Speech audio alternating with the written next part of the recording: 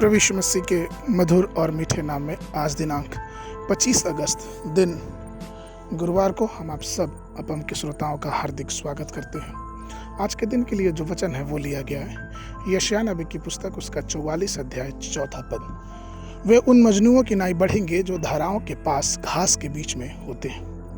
प्रभु में मेरे प्रिय लोग, वचन कहता है कि परमेश्वर ने याकूब और इस्राएल को कई आशीषें दी और ऊपर के पद में हम उन आशीषों के देखते हैं जो कि अभी हमने पढ़ा है कि वो उस घास के या फिर यूं कहें कि उस मजनू के वृक्ष के समान बढ़ेंगे जो जलधाराओं के पास रहता है। देवदार, ओक, गोफर, अंजीर या जैतून की तुलना में मजनू के जो वृक्ष हैं पवित्र शास्त्र में उसी की तरह महत्व दिया गया है। लेकिन यह मजनू के वृक्ष के पौधे की एक विशेष उल्लेख किया जाता है जो आपको मिल जाएगा लेवावस्था की पुस्तक उसका 23 अध्याय 40 पद, अय्यूब 40 अध्याय का 22 पद, भजन संगीत 137 का 2 पद, यशायाह नबी की पुस्तक उसका 15 का 7 पद, यशायाह नबी की पुस्तक उसका 44 का 4 पद। इन सब पदों में हम ये देखते हैं कि किस प्रकार से ये मजनू का वृक्ष एक जल के पास हमेशा ही लगा रहता है। नदी के पास मजनू के वृक्ष पाए जाते हैं। आपको मालूम है ये मजनू के जो वृक्ष होते हैं इसमें ये जो क्रिकेट के बैट होते हैं या फिर जो संगीत के इंस्ट्रूमेंट होते हैं उन सब चीज़ों में बनाने में बहुत ही उपयोग में आते हैं। पवित्र शास्त्र पवित्र आत्मा जीवन की नदी की बात करता है कि हमारा जो जीवन है वो एक मधुर संगीत देने वाला है। भजन संगीता 103 भजन संगीता 1 और उसके 3 में इस प्रकार से लिखा है, वो उस वृक्ष के समान है। कौन? वो पवित्र व्यक्ति, वो धर्मी व्यक्ति जो अपनी ऋतु, वो जो नारियल के किनारे लगाया गया है और अपनी ऋतु में फलता है और जिसके पत्ते कभी मुरझाते नहीं, इसलिए जो कुछ वो पुरुष करे वो सफल होता है। जहाँ कहीं पवित्र शास्त्र नदियों के बारे में उल्लेख करता है हम उन भागों से गहरे सत्य को पा सकते हैं। उत्पत्ति की पुस्तक में हम अदन के बगीचे में एक नदी के बारे में पढ़ते हैं जो अलग हो गई और 4 नदी बन गई। जहाँ सोना है वो कोई साधारण नदी नहीं थी बल्कि एक नदी जो पवित्रता को दर्शाती है।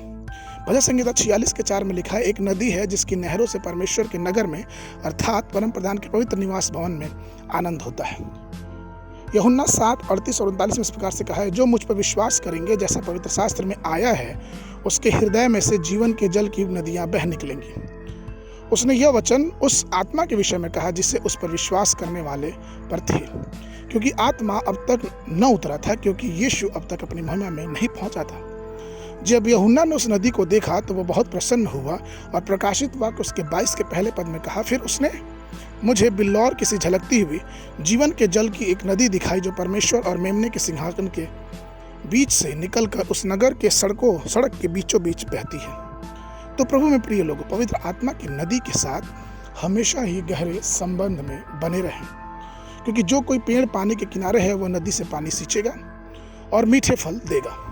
अपने फल देने के लिए बुलाए गए हैं क्योंकि हम जलकुंड के पास लगाए गए, अर्थात हम परमेश्वर के साथ जोड़े गए। तो आइए हम परमेश्वर को अपने आत्मिक जीवन में, अपने व्यवहारिक जीवन में और भी फल देने पाए। आज के मनन के लिए यिर्मयाह की पुस्तक उसका 17 अध्याय 8 पद।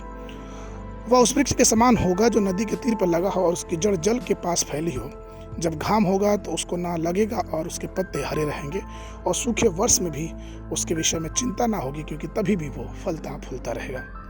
बाइबल अध्ययन के लिए सुबह के समय भजन संगीता 119 1 से 88 पद तक और संध्या के समय 1 कुरिन्थियों की पुस्तक उसका 7 अध्याय 20 पद से लेकर 40 पद तक। परमेश्वर आप सबको आशीष देवे।